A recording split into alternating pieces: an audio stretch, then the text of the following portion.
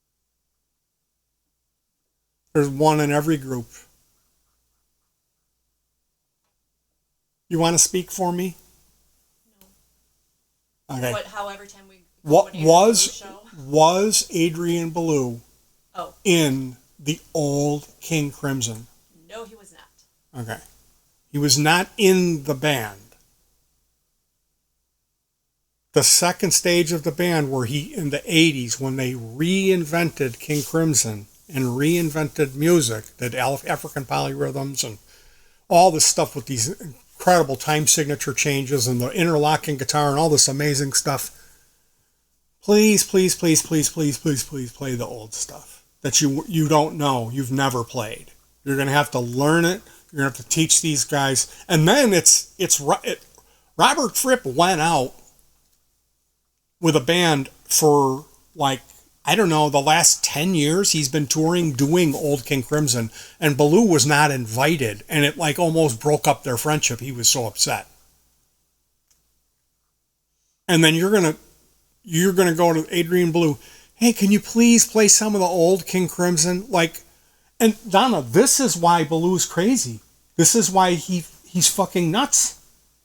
That's all people care about. He wasn't in the fucking band. So I said, hey, Belew, I said safe travels to you guys in one post. And then another post, I said, nothing would make me happier if you would please play the song Red.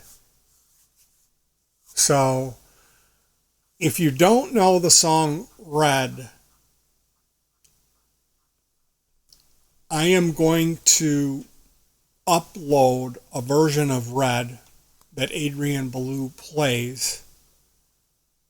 The reason that I asked that he cover that is because I've seen him play it before.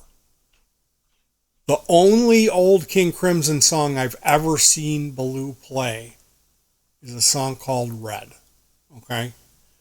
So as far as the old King Crimson, Fripp must have taught him this, or he learned it himself. Usually, if you say something like that to Adrian Belew, you try to credit Fripp for something, he will immediately correct you and say how Fripp had nothing to do with that it was Belew. Because Belew gets mentally discredited for all of this stuff. Anytime you ever mention anything having to do with Fripp, Belew will interrupt you and go, oh no, I cloned myself. That's actually me sitting over there. I put on a disguise and sit on the stool and play my Les Paul.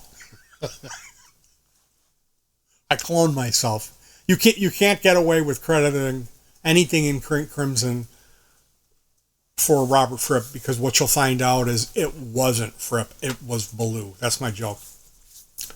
But if you know Adrian, you'll know that this is true. And the reason that I brought this up is because there's always that guy who's at the gig yelling for some other thing that's not related to, if there's a connection, you know what I mean? If there's some kind of weird connection, the guy at the show is going to be yelling, come on, feel the noise. Because of some kind of crossed wire, or some, this guy filled in one time on tour for one show when the drummer was sick, and not his brother knows the light guy. So we got to go nuts, and we're going to just keep yelling the name of that song as the top of our lungs into the ear of somebody who paid to see the guy who's doing what he's doing already into that guy's ear. That's what you're going to have. And there's always one of those guys at the show that's yelling for, play that, you got to play this, you're at David Gilmour, and you're going to start yelling, when the wind blows, those guys. And that's an alcohol demon is what that is. That's something something has come unfastened that needs to be tightened up there when we get one of those. So enjoy the video I will be uploading. It's a DVD, The Bears, live at Club Cafe. R.I.P. Deathy, R.I.P. Chris Arducer. The drummer for this band is no longer with us. He died when 2022? I feel like he just died last year. 2023. Chris died in was it like July we found out or something? No, it was right on your birthday. So about a year ago we found out Chris Arducer had passed.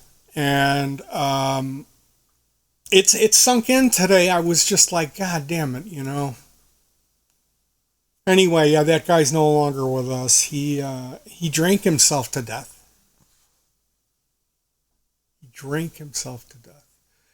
Which, like, if you go on Spotify, he's got a thing. He recorded. He had a band besides the Bears where he wrote stuff and played all the instruments. He had solo albums. Like, Chris was a talented guy. And he had a really dark outlook on life. And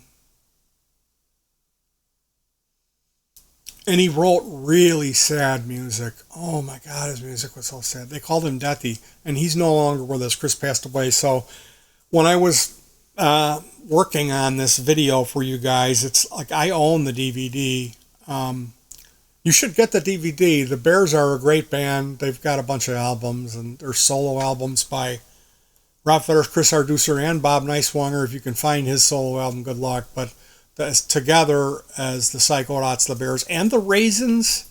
Chris was in the Raisins too, with Tim Thoth. When they did a bunch of covers, Come On and Dance, a bunch of Steve Miller, Fly Like an Eagle. Great American band, the Psychonauts, the Bears with Adrian Belew, and Chris Arducer is the drummer playing on this track. It's the Bears playing Robert Fripp. Might be King Crimson's song called Red. I'm pretty sure there was 3 people in the band when Red came out. Isn't it something Bruford and one other guy? I don't know. I don't know the origin on the Red. The first time I ever heard Red was on the Car Caught Fire tour, the Bears tour. It might have been the Eureka tour. I did not see the Bears on their first tour, their first time around. I found out about them right when the bottom dropped out in their second album. That's when I found out about that group. So, yeah. Absolute American treasures, though, like that band, the Psychonauts, the Cincinnati Music Awards, the first year that they gave those awards out, that band swept the award. I think they took like 7 awards home. Best everything was this guy, Rob Fetters, who you'll see in the video playing second guitar to Adrian Belew. He's got the guy with the dark maroon, leather pants on. That's Rob Fetters. He's playing through my overdrive. The first pedal on his board is a guitar pedal that I made by hand. Anyway, you guys, check out that version of Red. I will talk to you guys later. You take care of yourselves, hug your pets, and I'll be back with a review of the Brit Beats.